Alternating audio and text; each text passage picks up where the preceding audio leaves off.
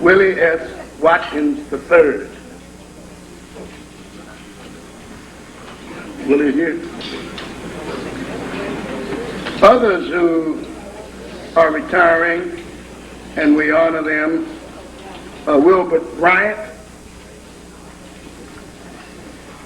Harold Marsh, S. Dallas Simmons, and Lottie Smith. Let's give the retiring board members a round of applause.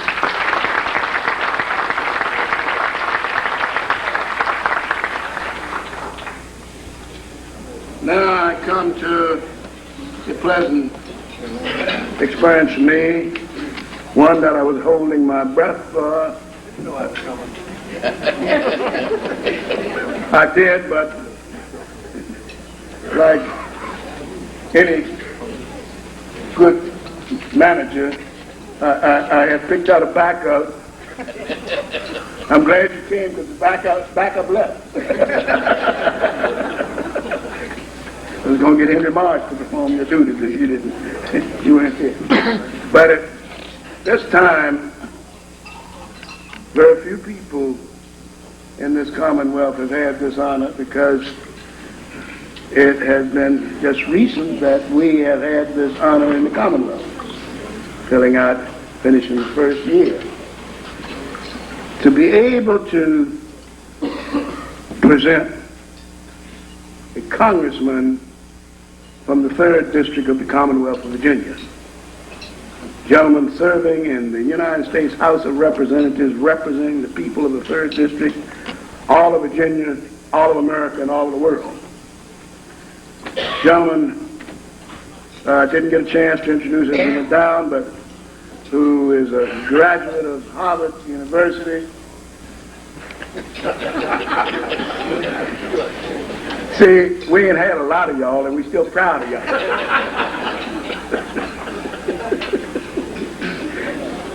Served in the House of Delegates in the state of Virginia, then served in the Senate of the state of Virginia, and then chased off all opposition, and it now serves as the congressman from the 3rd District of the Commonwealth of Virginia in the United States House of Representatives, the Honorable and Distinguished Congressman Robert, better known as Bobby Scott, who will introduce the speaker of the evening.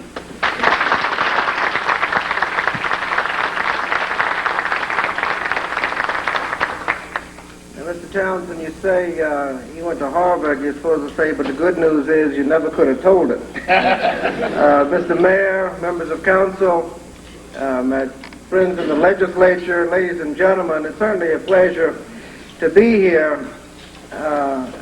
When Linda Sharp Anderson called me and told me that the committee had decided to have a speaker who from the federal level had national prominence, an effective advocate for minority business, a highly respected person by all that know him, and wanted to know if I was going to be available tonight, I said I would certainly make my schedule available to be here tonight. Of course, when I said that, I thought she was going to ask me to be the speaker.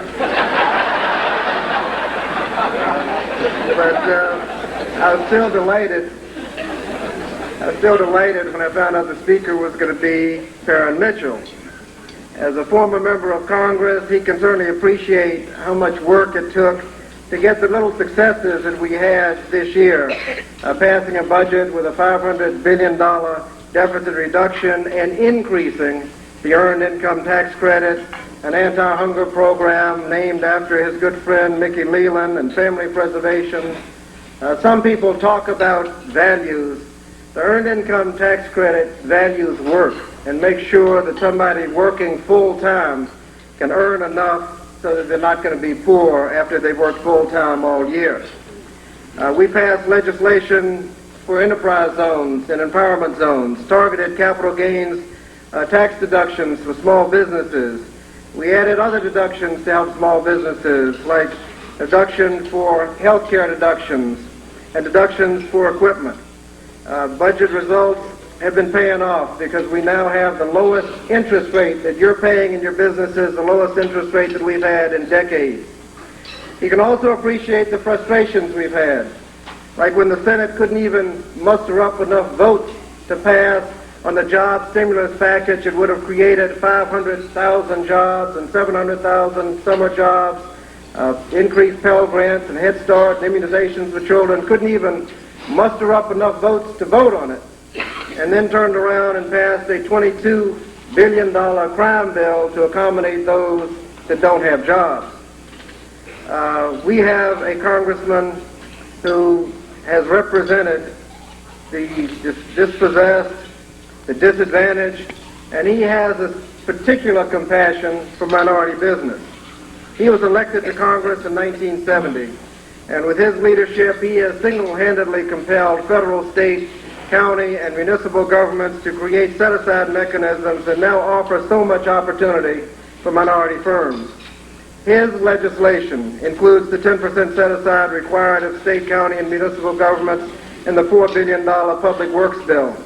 He introduced Public Law 95-507 in 1978, which requires proposals from contractors to spell out their goals for awarding contracts to minority contractors.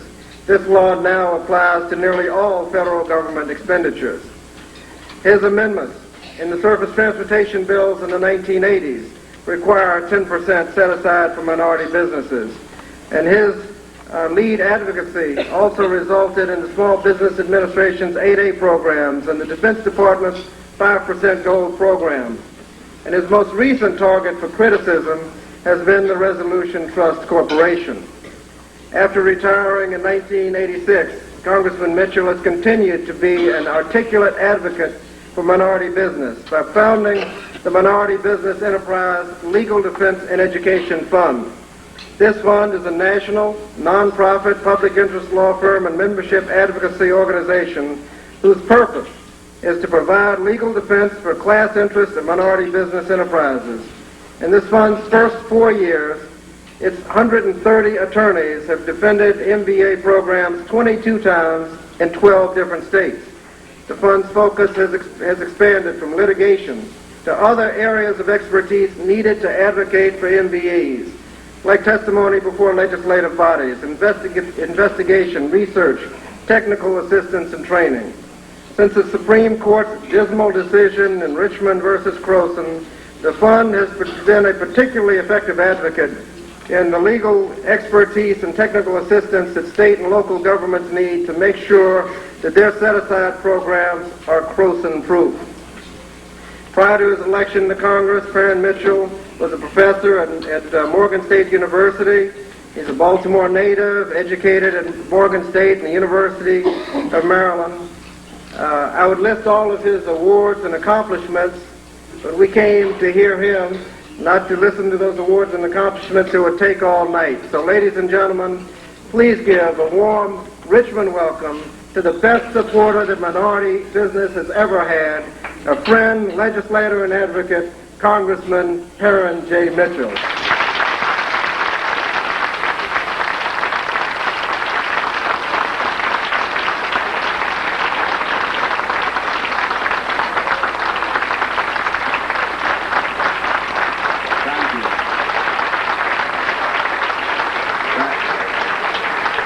Thank you very much, and Bobby, thank you for the introduction.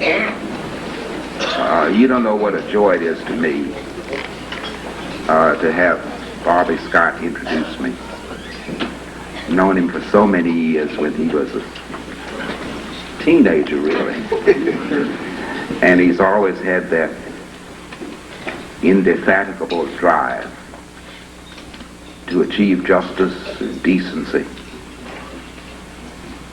and to uphold the responsibility of the government for its citizens. It's good to get old. You'll find out when you get there. It's good. And one of the things that makes it good is to see the young women and men who you saw throughout the years gradually maturing continually serving and bringing honor to us. And that's what you do, Bobby. You bring honor. And you've got to drive back to Norfolk, right? Bye. It's good to be with friends. Linda Sharp Anderson, who used to be my friend till some old big guy married her. Brought her down here. I saw Ray and Gene Boone. I was with them earlier today at the Freak Fest. And isn't that a fantastic institution that they have put together? Just fantastic.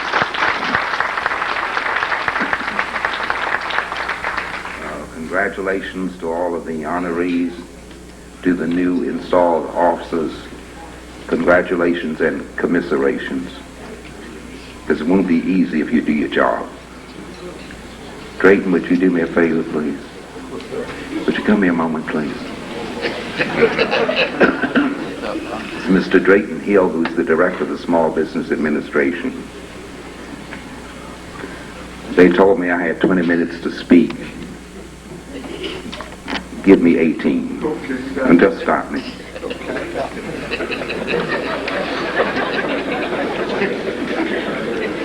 He has my watch,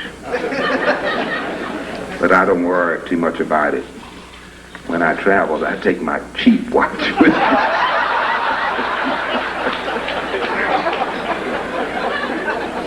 me. We have just come through the celebration of Dr. King's birthday, and we are now launched into Black History Month.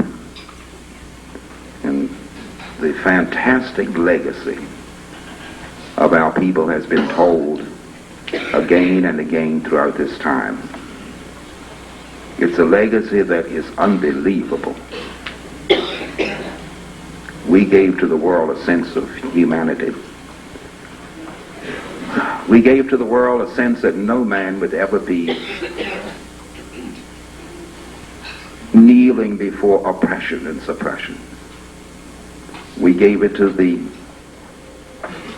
Germans in East Berlin when they sang in German, "We Shall Overcome," our song.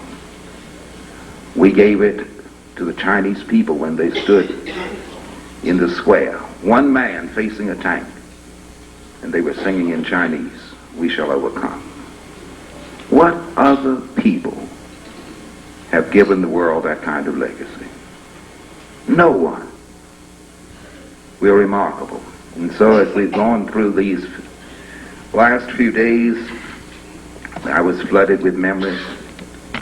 I relived the peak experience. That's what Alex Haley called the peak experience when he went back to Africa. The peak experience was for me standing in front of the Washington Monument with the brooding, haunting face of Abraham Lincoln, looking down on 250,000 people who assembled into Washington for the first time, for the first great march on Washington. And we sang, "We Shall Overcome." We have not overcome. But it is a thrill to see what we have done. I look at our mayor, our congressmen, the elected officials, our judge. And this is going on all throughout the country. In Birmingham, Alabama, the citadel of racism and prejudice, black officials serve.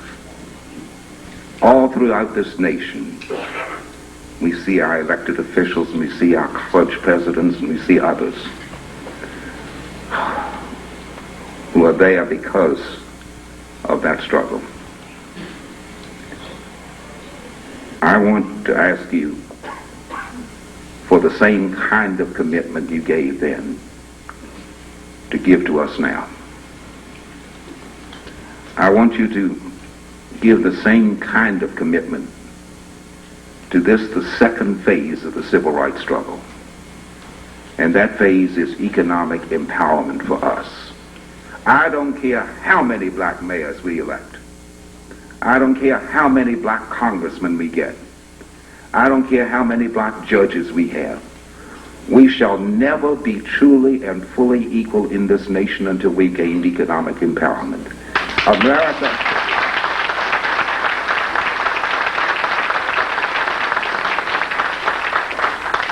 America respects the dollar, and it respects those who possess the dollar. It's just that simple. I'm going to make sense in a minute. You let me do it my way. And don't complain about the heat. Kunta Kinte survived in the hold of a slave ship. Stinking, dirty, sweaty, so hot it killed slaves. They suffocated from the heat. So if you brothers can't take this little bit of heat, I'm sorry for you. Y'all were down there on the plantations too, making us pick cotton. So you know about being out in the heat too. So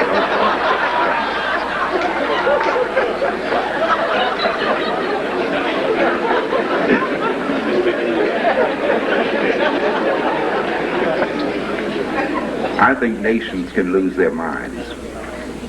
I think nations can go crazy. I think it's possible. I think the German nation went crazy under Adolf Hitler. It committed atrocities against mankind that are unbelievable. And I don't think that America will ever lose its mind. But if it does, I don't think there will be any concentration camps for black people. I don't think that there will be any Dachau, Belsen. I don't believe that that will happen.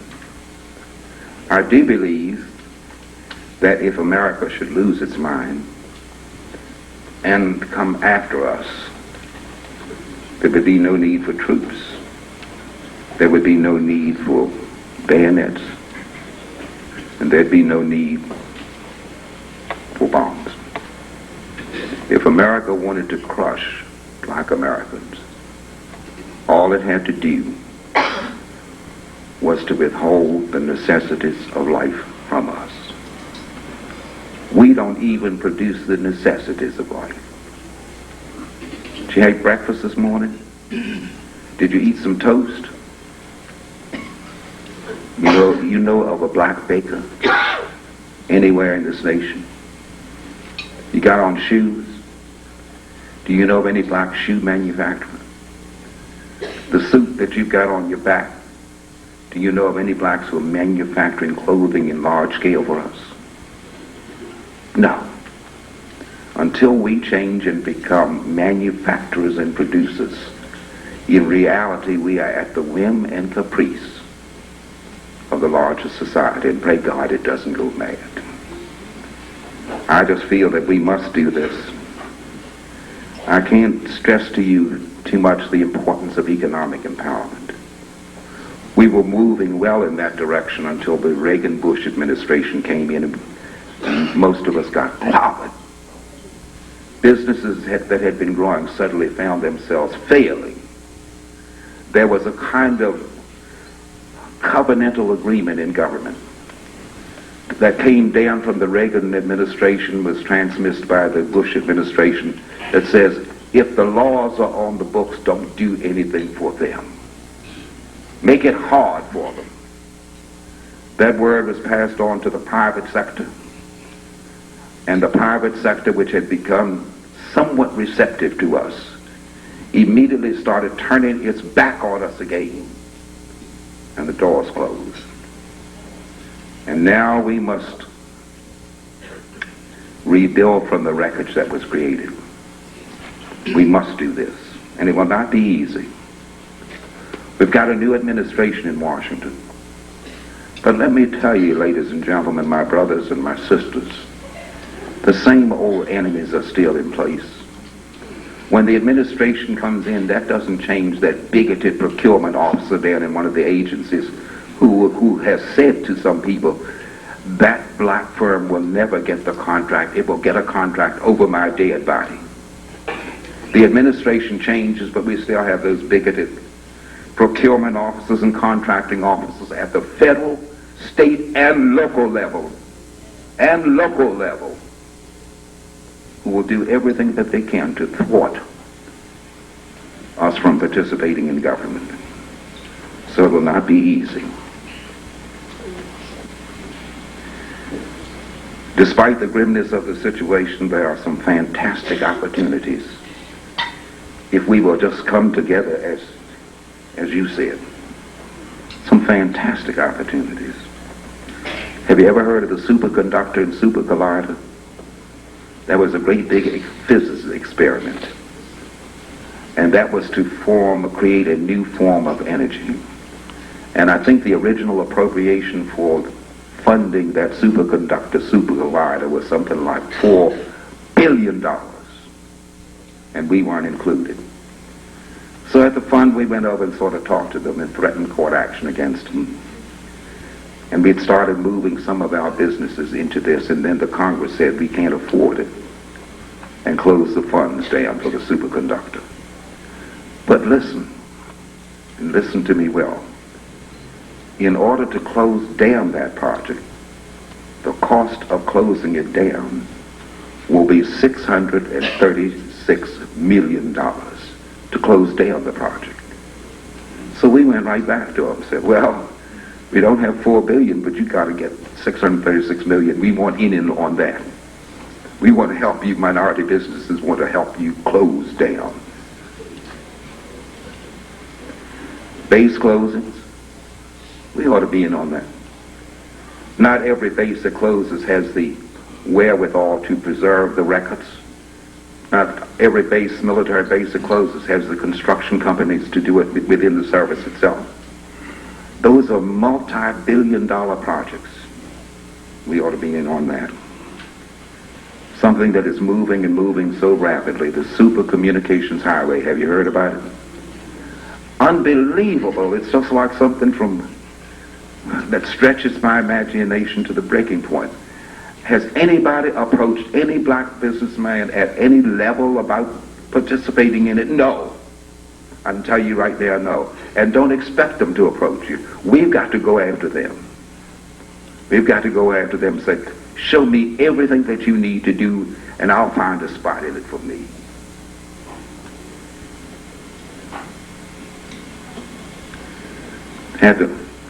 I'm glad you're still here, Pastor. I was about to say I had to cuss. But I really didn't. I had to talk gently with the Corps of Engineers supervising the flood damage in the Midwest. And they said we have no room for minority businesses.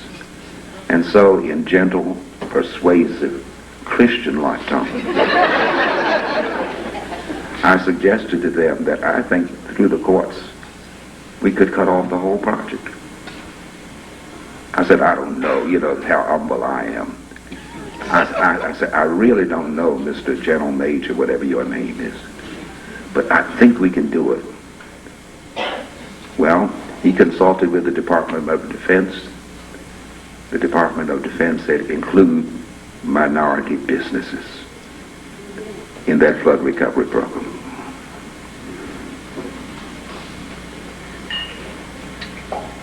Contact the brothers out in L.A. Tell them to go to the powers that be and tell those powers that be Los Angeles will not be rebuilt as a result of this earthquake unless we happen to help rebuild it. Just that simple. I swear I'm tired. I'm tired of being excluded, and I'm tired of asking, and I'm tired of talking nice to people. From this point on, no holds barred. No holds barred. I'm telling you right now, economic empowerment by any means possible.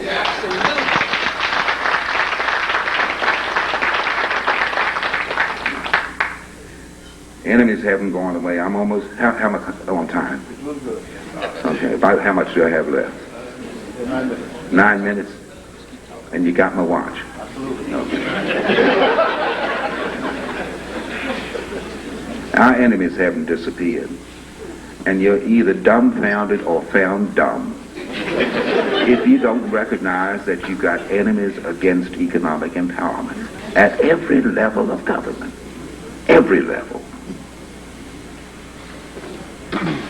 The latest is the streamlining of government. Albert Gore's activity to streamline the functions of government, the government reform bill. And if you read that bill, there's a section that will kill us.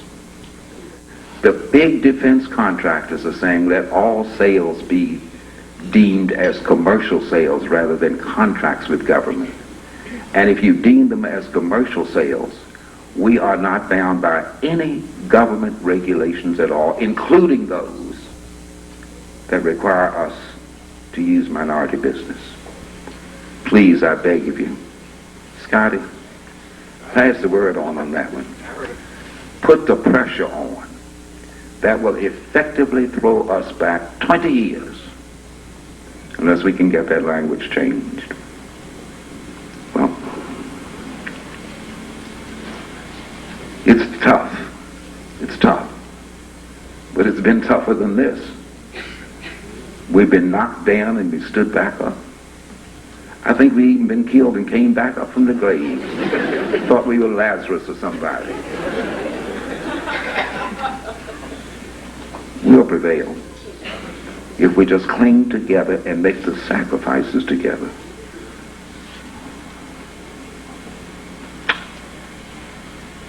I want you to have 2 bank accounts. Everybody in this room ought to have 2 bank accounts.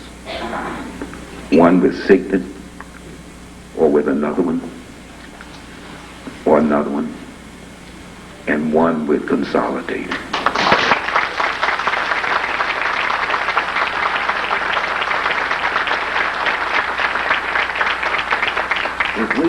If we don't support our institutions, who will? Who will? And you can say, oh, I've been banking at this bank for 35 years. When did they really extend to you an effective line of credit for your business? No black business should be in operation in this area unless it has an account with Consolidated.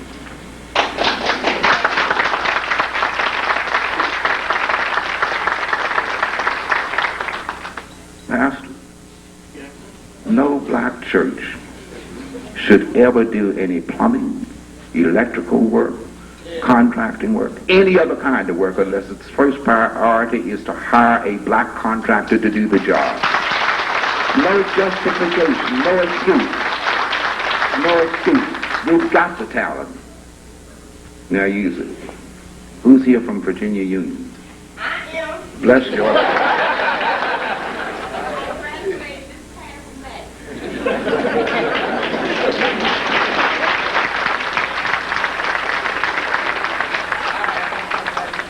Do me a favor, will you? Tell them that there was a crazy little man who we heard speak who said no black educational institution should have food services contracts unless they're with black food services.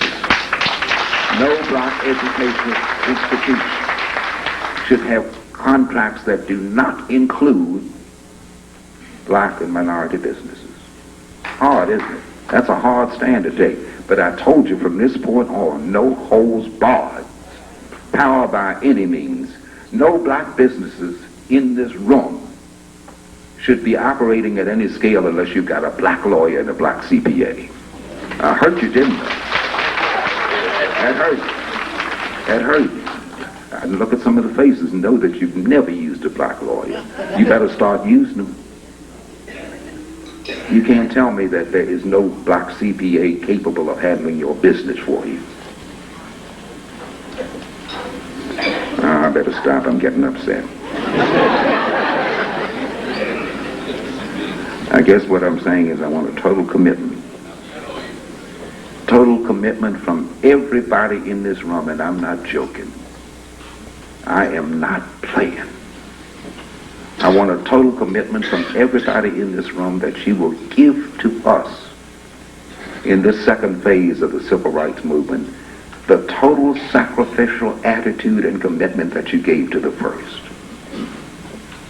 I want to hear it. You know, you heard me speak, and I've been closing my speeches the same way for the last 5 years. I've been closing them using a quote from Benjamin Mays at Morehouse.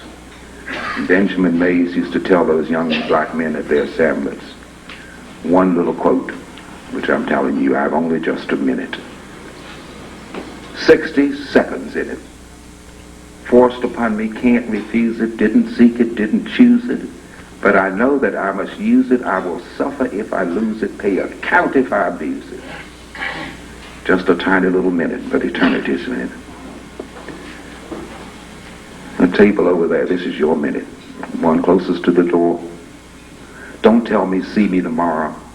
I'm just recovering from the Christmas holidays. I can't make the kind of commitment that you are asking me to make. I'm telling you, you've got to right now at this place, in this time, at 5 minutes of what? 9. Give me the commitment. You all way back there at that back table, I can't see your faces, may never see you again in life, but I know who you are. You ought to be a part of this struggle. And I'm not playing. I want a commitment from you. Now, I don't care what else is involved. You tell your heart and your mind and your soul, I'm committing myself to economic empowerment. And the same thing goes for that table over there and that one. I have only just a minute. 60 seconds in it. Forced upon me, can't refuse it, didn't seek it, didn't choose it, but I know that I must use it. I will suffer if I lose it, pay account if I abuse it. Just a tiny little minute. But the fate of our black race is in it.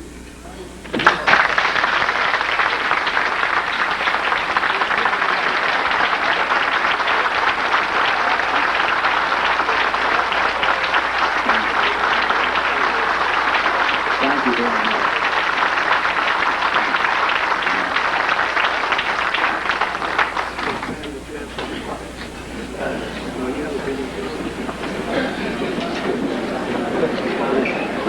Give me my watch.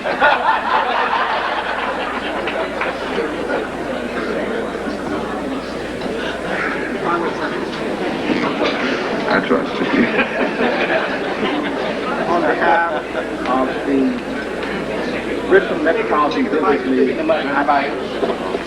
On behalf of the Richmond Metropolitan Business League, I'd like to present you with this token of our appreciation. To put on your desk, sip out of it what you will, enjoy it, and think about us. You gave one profound, heck of a good message tonight that we all ought to think about. Because if we all make just a little bit of contribution to each other, we'll be surprised how far it'll go. And we must remember, we've got to stick together. And we brought down the walls of Jim Crow. And I know that today, with what we have, we can empower our people. And thank you, Congressman, for saying it. I really appreciate it.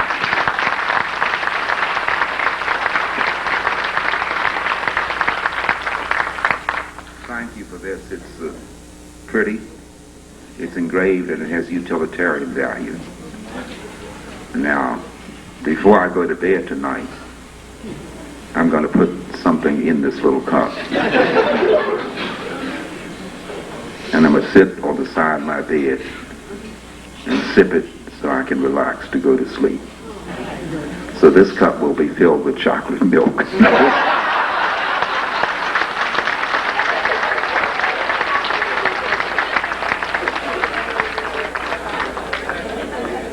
Let's give the Congressman another round of applause.